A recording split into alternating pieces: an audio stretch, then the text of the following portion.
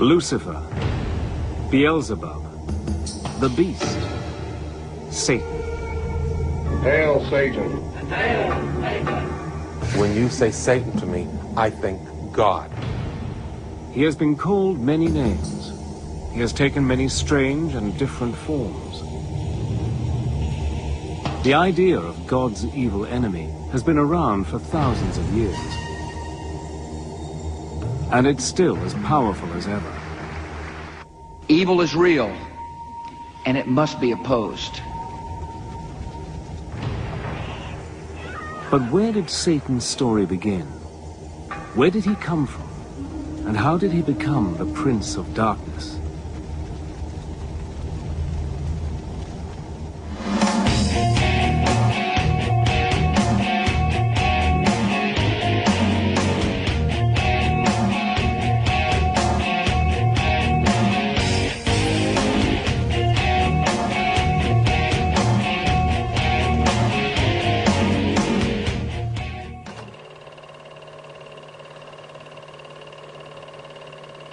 More than 3,000 years ago, in the deserts and pasture lands of the Middle East, unknown hands wrote the earliest chapters of the Hebrew Bible.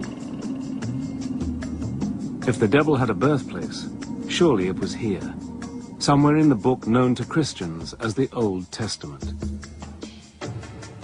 In the oldest books of the Bible, a character called Satan does appear, but he's nothing like the Satan we imagine.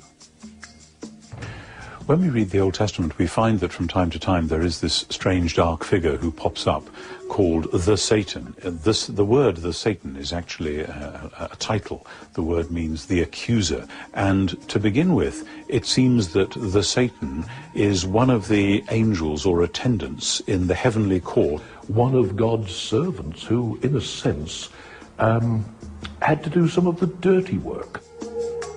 This Satan has no power of his own. He does only what God tells him. Nor is he a horrible creature with horns and a tail. There's no kind of prince of darkness, somebody who's standing opposite to God. Throughout most of the text, there's no concept at all of an evil force.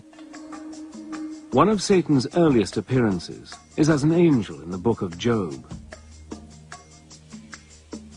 In one of the best-known stories in the Bible, Satan argues that Job, one of God's most loyal servants, is only pious because he has a good life.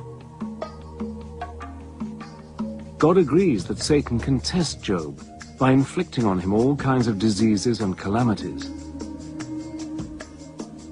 In the end, in spite of dreadful sufferings, Job continues to worship God, and Satan loses the argument.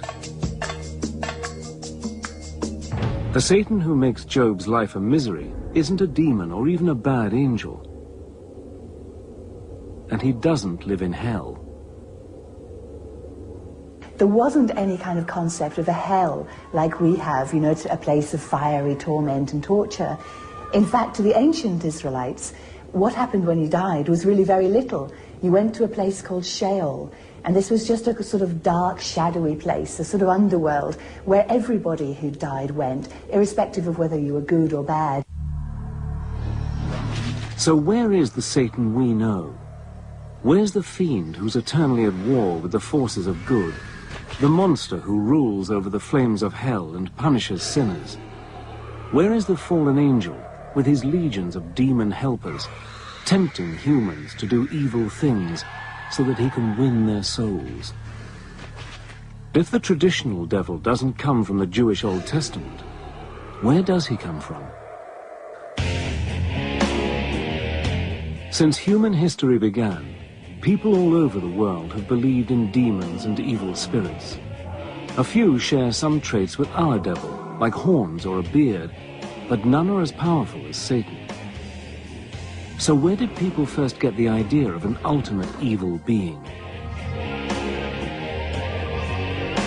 3,500 years ago, in ancient Persia, where Syria, Iraq and Iran are now, there were many gods, good and evil, until one man, a religious teacher called Zoroaster, reduced the whole complicated cast of characters to two. Zoroaster is a revolutionary, primarily because he in one sense, personifies these ethical categories into a good god, Ahura Mazda, and a bad god, Ahriman. And this is an extremely potent idea, and one which forms the basis for later conceptions of dualistic thought. In other words, the separation between good and evil. The good god is the all-knowing Ahura Mazda, the god of light and order. The evil god is Ahriman, god of chaos, darkness, and lies.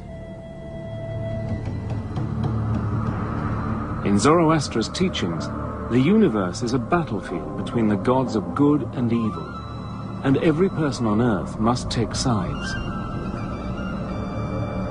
After death, good people are rewarded in heaven, while sinners are punished in a dark and gloomy hell.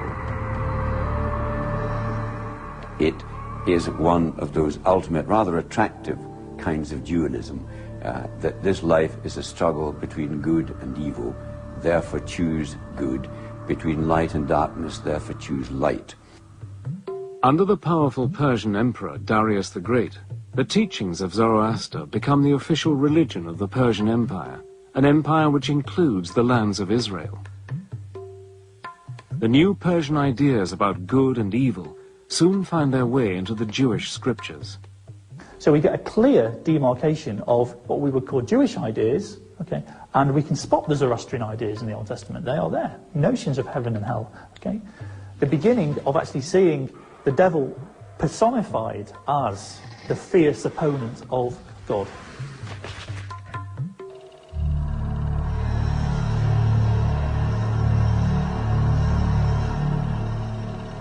As the Persian Empire in turn is defeated by Alexander the Great, Greek culture comes to ancient Israel.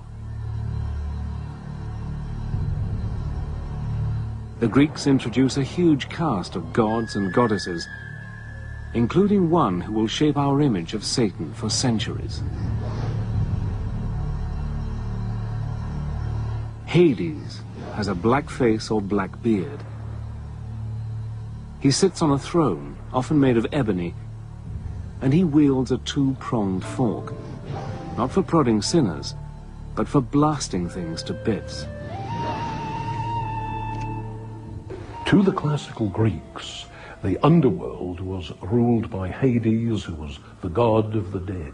He was one of the Olympian gods, but he seems to have spent most of his time in this dark, shadowy underworld, which is also called Hades. Now, he wasn't a very nice character. He seems to have been very morbid and morose, and nobody really liked him. None of the gods liked him, and certainly no humans liked him. Hades wasn't very likable, but he wasn't evil either. In fact, the ancient Greeks see Hades as a god of justice. They believe that when people die, they go to Hades, and he decides whether they go to a place of happiness or a place of misery.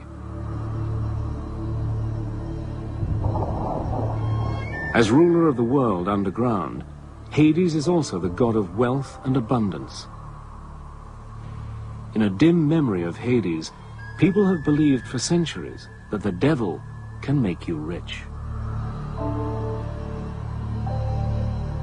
As well as the brooding character of Hades, the Greeks give the world another familiar ingredient of the devil's story. In a famous myth, Zeus, the greatest of the gods, defeats the winged serpent Typhon and throws him down to Tartarus, the lowest region of the underworld. Over the following centuries, the myth grows into the story of how the angel Satan rebels against God and is thrown out of heaven with all his followers. Satan's allies, the fallen angels, become his legion of demons.